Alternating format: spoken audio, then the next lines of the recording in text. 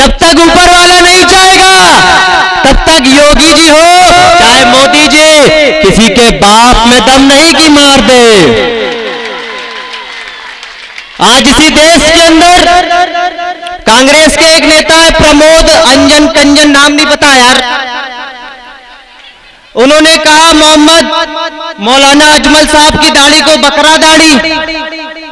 अरे मैंने तो नहीं कहा चार साहब कि आपकी मूंछ कुत्ते की पूंछ, मैंने तो नहीं कहा ना। इस देश के अंदर योगी जी हैं, टकले हैं, मूंछ नहीं, दाढ़ी नहीं, चिकने हैं, संविधान इजाजत देता है। लेकिन अगर नाइंसाफी हुई तो मुस्लिम जात के साथ हुई। अंकिता का केस जब आया तो उसमें यहां के नेताओं ने कह दिया कि शाहरुख ने मारा, लेकिन जब 2020 में जुलेखा का केस आया उसको तो मारने वाला त्यागी था ना, उसके नाम पर आवाज क्यों नहीं निकली?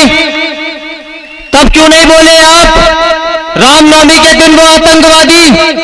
आजकल तो श्री राम भी दो हो गए, एक श्री राम हिंदुस्तान के और सेकुलर हिंदुओं भाइयों के, जिनको मैं दावत देता हूं कि आओ मजलिस में, तुमको सराखों पर ना बैठाला जाए तो मैं भी त्याग दे दूंगा।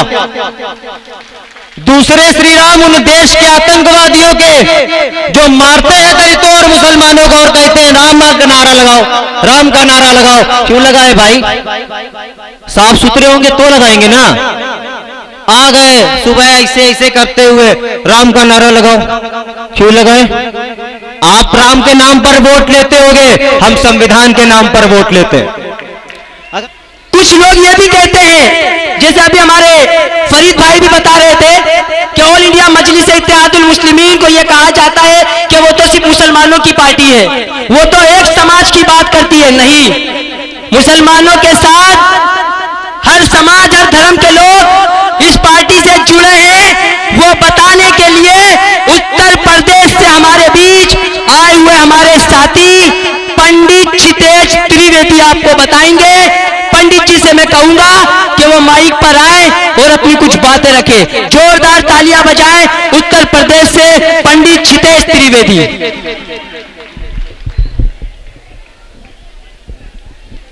ओम नमः शिवाय। यहां पर उपस्थित मेरे बड़े भाई, मेरे बड़े बुजुर्ग, मेरी इज्जतदार मां और बहनों, अस्सलाम वालेकुम रहमतुल्लाहि व बरकातुहू। जमी के नीचे से खंडर जरूर निकलेगा, हमारे नाम का पत्थर भी जरूर निकलेगा। जमीने हिंद की तह को कुरेद कर देखो, तुम्हारे बुजुर्गों का सर भी जरूर निकलेगा। हमारा पार्टी है, हमारे लोग हैं। पार्टी का काम शोषित और वंचित समाज के लिए काम करना। यहां पर तशरीफ फरमा शोषित और वंचित समाज के लोग, आप सभी को ये बताना चाहता हूं कि शोषित और वंचित वो हैं जिसका इस्तेमाल किया गया, जिसका इस्तेसाल किया गया। अगर इस देश के अंदर किसी कौम का इस्तेमाल किया गया डिस्पोजल गिलास की तरह, तो वो कौम कलमे ला इलाहा इल्लल्लाह मोहम्मद रसूलुल्लाह पढ़ने वाली कौम है। अगर कौम का इस्तेमाल किया गया तो वो मुस्लिम और दलित कौम है। आज इस देश के अंदर, जिस सूबे से मैं आता हूं, इस देश का सबसे बड़ा सूबा उत्तर प्रदेश है। आजादी के बाद दिसंबर के महीने में 1947 को लखनऊ के रफायाम क्लब में एक कन्वेंशन बुलाया गया, जिसकी सदारत मौलाना अबुल कलाम आजाद साहब ने की। उसमें हिंदुस्तान के सभी मुस्लिम नेताओं को बुलाया गया और कहा गया, ऐ मुसलमानों, देश आजाद हो गया है। देश के अंदर दो सियासी पार्टियां हैं। पहली मुस्लिम लीग है जो एक फिरका परस्त जमात है, दूसरी कांग्रेस पार्टी है। मुसलमानों ने कांग्रेस पार्टी के झंडे को अपना डंडा बनाया, उनके नेताओं का जिंदाबाद का नारा लगाया और 1 साल नहीं, 2 साल नहीं, 3 साल नहीं, 60 साल इस देश की हुकूमत उन गद्दारों को दी, जिन्होंने 2002 में यहाँ गोधरा का जब दंगा हुआ तो यहाँ के जब सांसद को जलाया गया तो भारत का प्रधानमंत्री तब कौन था भाई? सत्ता किसकी थी भाई? जब वो एक सांसद को इंसाफ नहीं दिला पाए तो सोचते हो एक छोटे से आदमी को इंसाफ दिलाएंगे? जब देश आजाद हुआ तो आजादी के बाद इस देश के अंदर अगर कोई मुसलमान से पिछड़ी कोई जात थी तो वो दलित कौम थी।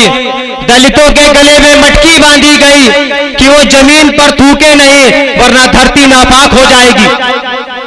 उनकी कमर में झाड़ू बांधी गई कि वो रोड पे चले नहीं वरना धरती गंदी हो जाएगी।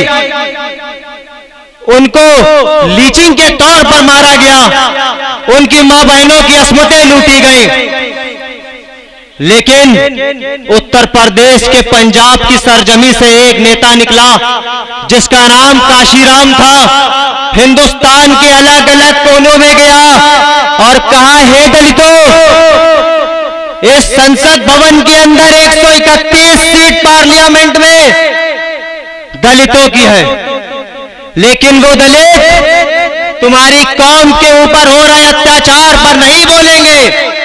वो अपना मुंह तब खोलेंगे जब उनको जमाही आएगी, वरना मुंह नहीं खोलेंगे।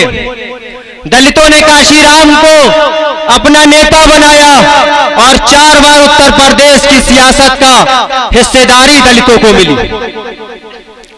आज दलितों के पास सब कुछ है, लेकिन अगर नाइंसाफी किसी कौम के साथ हुई तो वो इस देश की दूसरी सबसे बड़ी आबादी मुस्लिम कौम के साथ हुई।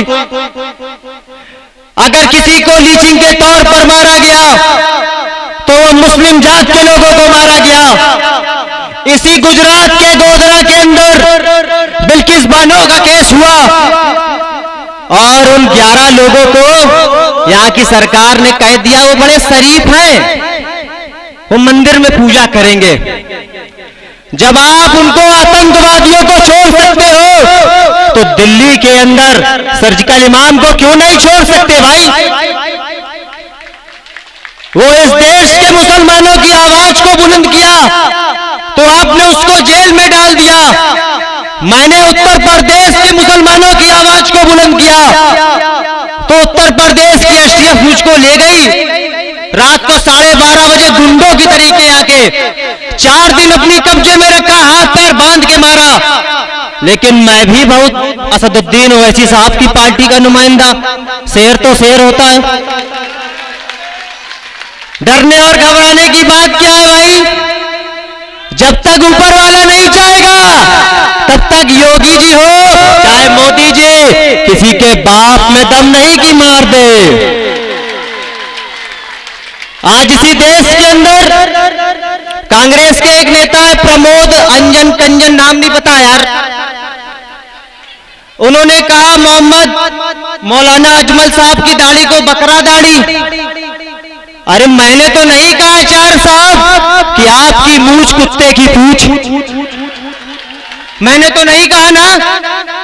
इस देश के अंदर योगी जी हैं, टकले हैं, मूंछ नहीं, दाढ़ी नहीं, चिकने हैं, संविधान इजाजत देता है। इस देश के अंदर साहब है, दाढ़ी है, संविधान इजाजत देता है। लेकिन अगर नाइंसाफी हुई तो मुस्लिम जात के साथ हुई।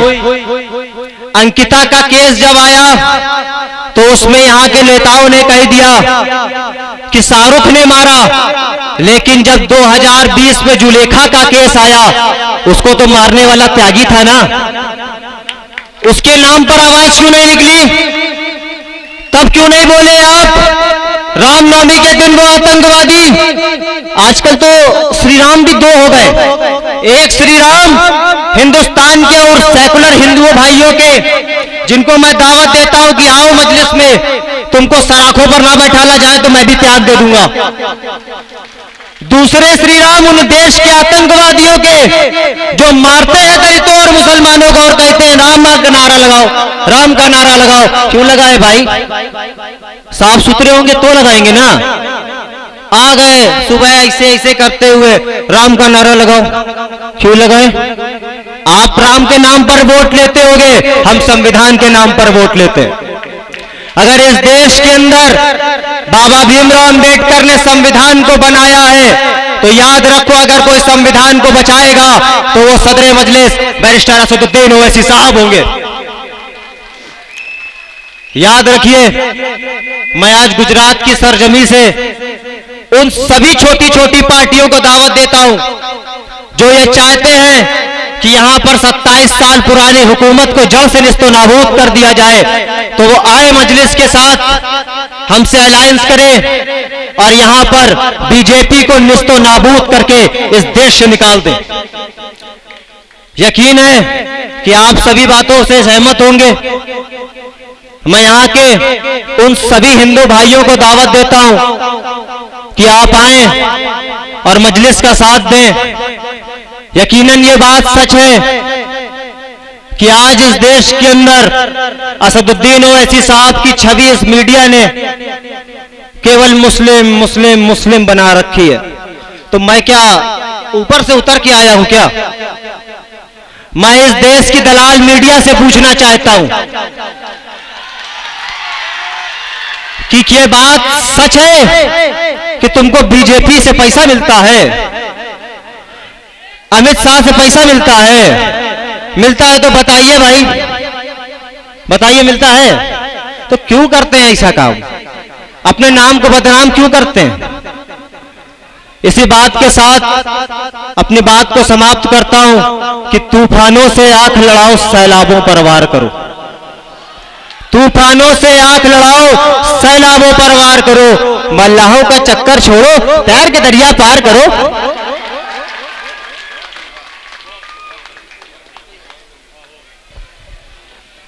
उत्तर प्रदेश के हमारे साथी पंडित क्षितेश त्रिवेदी बहुत अच्छी बातें उन्होंने बताई।